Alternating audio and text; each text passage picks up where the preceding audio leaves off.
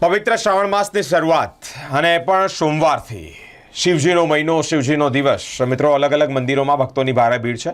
પ્રથમ જ્યોતિર્લિંગ મંદિર એટલે કે સોમનાથનું મંદિર. સોમનાથના મંદિરે ભારે ભક્તોની ભીડ જોવા મળી છે. સવારના 4 વાગ્યાથી જ મંદિરના કપાટ ખુલ્યા છે. સંભવિત ભક્તો માટે જ્યારે કપાટ ખુલ્યા હોય ત્યારે ભક્તો દર્શન કરી રહ્યા છે. શિવજીની પૂજા અર્ચના સાથે જ અલગ અલગ રીતે ભગવાનને રાજી કરવાના પ્રયત્ન કરી રહ્યા છે. પ્રથમ જ્યોતિર્લિંગ શ્રી સોમનાથ મંદિર ખાતે શ્રાવણ ઉત્સવનું ભવ્ય ઉદ્ઘાટન કરવામાં આવ્યું છે. સવારે 4 વાગ્યાથી જ મંદિરના દરવાજા સંભવિત ભક્તો માટે ખોલવામાં આવ્યા છે. મહાદેવના દર્શન કરી હજારો ભક્તો ધન્યતા અનુભવી રહ્યા છે. સવારથી જ ભક્તો શિવના નામનો જાપ કરતા સોમનાથ મહાદેવના દર્શન કરવા કતારોમાં ઊભા રહ્યા છે.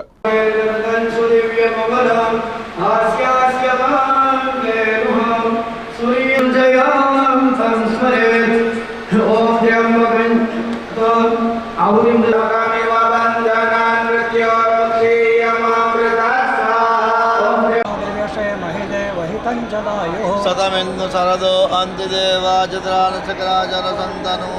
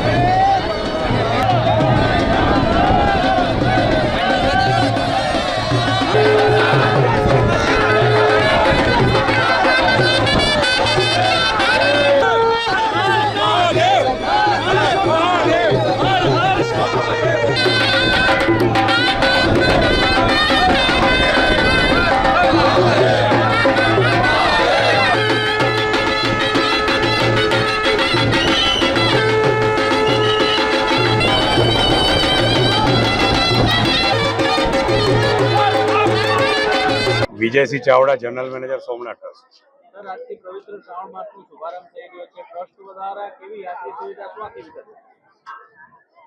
આજે પવિત્ર શ્રાવણ માસના શુભારંભ એટલે કે પ્રથમ દિવસે જ મોટી સંખ્યામાં દેશ વિદેશી લોકો જ્યારે ભગવાન સોમનાથજીના દર્શન માટે પધારે છે ત્યારે ખાસ કરીને આજે પ્રથમ દિવસે સોમવાર હોય, સોમનાથ મંદિર છે દર્શનાર્થીઓ માટે વહેલી સવારે 4 વાગે દર્શન માટે ખોલવામાં આવ્યું છે. લોકોને સારી રીતે દર્શન થાય એ માટે સ્થાનિક જિલ્લા વહીવટીતંત્ર, પોલીસ તથા સેવા સદનના સાથે સંકલન કરી અને યાત્રિકોને સારી રીતે દર્શન થાય એવી વ્યવસ્થા ગોઠવવામાં આવી છે. આ વખતે જ્યારે પરિસર પણ મોટો થયો છે ત્યારે લોકોને એન્ટ્રી અને એક્ઝિટ બંને અલગ કરી અને સારી રીતે લોકો દર્શન કરી શકે તેવી વ્યવસ્થા ટ્રસ્ટ દ્વારા ગોઠવવામાં આવી છે. પૂજા, વિશેષ પૂજા 30 દિવસના શૃંગાર થશે, કેટલી મહાપૂજાઓ થશે, ભાવિકો કેવી રીતે લાભ થઈ શકે? પવિત્ર શ્રાવણ માસ દરમિયાન ભગવાન સોમનાથજીને રોજે રોજ વિશેષ અલગ અલગ શૃંગાર કરવામાં આવશે.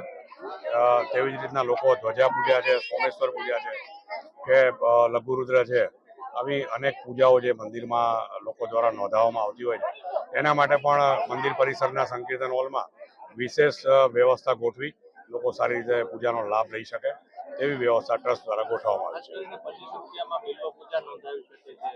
છે.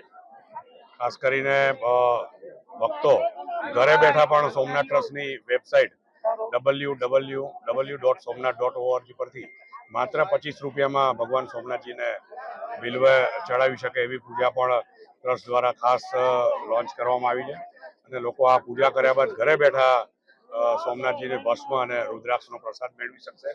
તેવી જ રીતના જે ભક્તો અહીંયા સોમનાથ શ્રાવણ માસ દરમિયાન આવતા હશે ત્યારે લોકો માત્ર 25 રૂપિયામાં મહામૃત્યુંજયનો યજ્ઞ કરી શકે તેવી વ્યવસ્થા પણ મંદિર પરિસરમાં યજ્ઞ મંડપમાં ગોઠવવામાં આવી છે. જય સોમનાથ.